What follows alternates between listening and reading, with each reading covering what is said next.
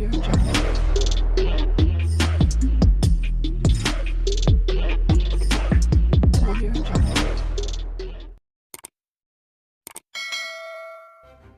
kasih karena memilih channel ini. Sebelum kita mulakan video ini, sila pertimbangkan untuk menekan butang like, share, dan subscribe, dan aktifkan butang lonceng Anda agar Anda sentiasa mendapat info-info percuma pada setiap hari dari channel kami. Dan tinggalkan komen Anda karena komen Anda amatlah dihargai. Terima kasih. Istilah campur tangan dalam badan kehakiman hanya ciptaan atau persepsi orang politik terhadap musuhnya semata-mata, kata Peguam Kanan Datuk Zaid Ibrahim. Menurutnya, beliau sendiri tidak tahu sejauh mana campur tangan yang diuar-uarkan itu benar-benar berlaku kerana sepanjang pengalaman dan pengetahuannya, dakwaan tersebut tidak pernah berlaku, melainkan wujud penyalahgunaan kuasa antara pihak yang terlibat. Saya nak jelaskan, bukan kita kata campur tangan dalam badan kehakiman. Saya tidak tahu sejauh mana berlaku, melainkan ini satu rekaan yang dicipta oleh musuh politik UMNO khususnya.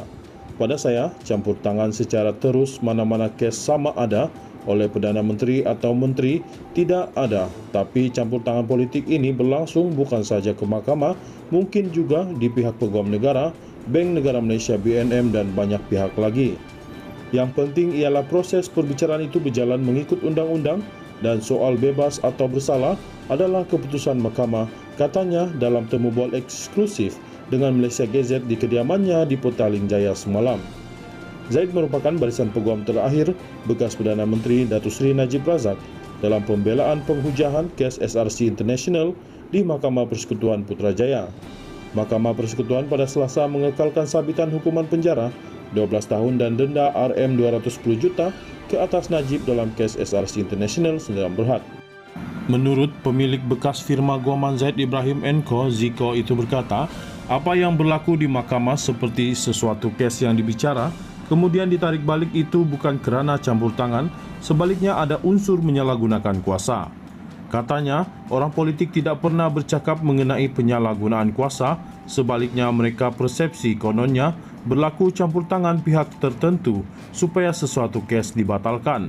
Jelas beliau, setiap proses keadilan akan melibatkan beberapa komponen iaitu pendakwaan, penyiasatan dan saksi yang boleh dipakai serta ditolak sebelum hakim membuat keputusan.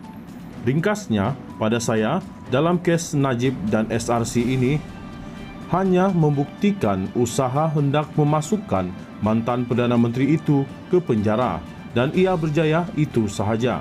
Tetapi dari segi sistem perundangan kita, apakah peguam negara kita bebas? Apakah undang-undang politikal Malaysia telah berubah atau wujud unsur pilih kasih? Saya merujuk perkara ini terhadap beberapa pihak yang sedang berdepan dengan pertuduhan tetapi telah dilepaskan. Ini yang dikatakan unsur menyalahgunakan kuasa dan ia masih ada, katanya. Zaid turut menjelaskan kadang-kadang konsep keadilan negara kita ini dihantui oleh politik, pemikiran dan kepercayaan. Ini katanya berlaku ketika era pemerintahan Pakatan Harapan PH yang menyaksikan beberapa pihak dilepaskan daripada kes dihadapinya. Soal Najib ini, dia sebenarnya sudah dihukum tahun 2018 lagi apabila pemimpin negara ketika itu mahu dia dimasukkan ke dalam penjara sedangkan masa itu kes baru bermula. Bagaimanapun penentuan politik menentukan Najib kalah. Peliknya, rakyat terbawa-bawa dengan mainan persepsi ini hinggakan mereka tidak sanggup menunggu proses perbicaraan dan penyiasatan yang betul, ujar beliau. Ditanya kenapa Najib seorang dituduh dan dijatuhkan hukuman sedangkan pihak lain terlepas bebas, Zaid berkata beliau juga tertanya-tanya. Katanya mustahil mencuri wang segitu banyak dilakukan oleh seorang sedangkan hendak merompak kedai emas pun perlukan geng atau kumpulan. Sebenarnya pada saya kes Najib ini mencerminkan kegagalan institusi kita sendiri.